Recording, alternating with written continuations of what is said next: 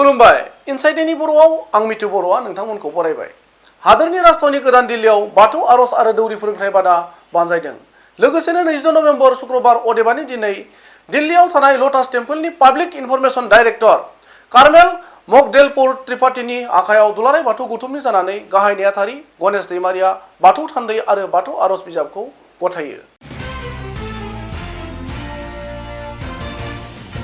थांनाय 24 नभेम्बर बुधबारनिफ्राय जागायनानै फैगौ 28 नभेम्बरसिम जानो गोनां बे दौरि फोरोंथाय हाबाफारियाव दुलाराय बाथौ गौथुमनि गाहाय नेहाथारि गणेश दैमारिजों लोगोसे लोगो नेहाथारि मोनारोम बर', नेहाथारि मुलुगमुं बुहुम बसुमतारी, दौरि बशिष्ठ बसुमतारी, दिनेश बसुमतारी आरो बिटिआर हालामनिफ्राय खौरां बिजोंनि थान्दै महरै सानै मावथि मैखोम बसुमतारी आरो एमबि मैखोम बिथांमोना बाहागो लायो।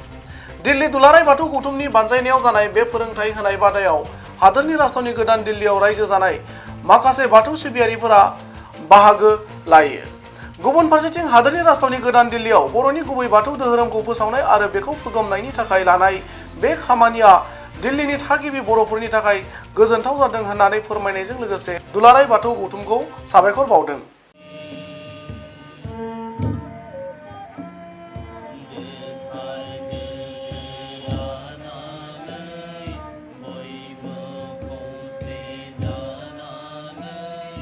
Bodo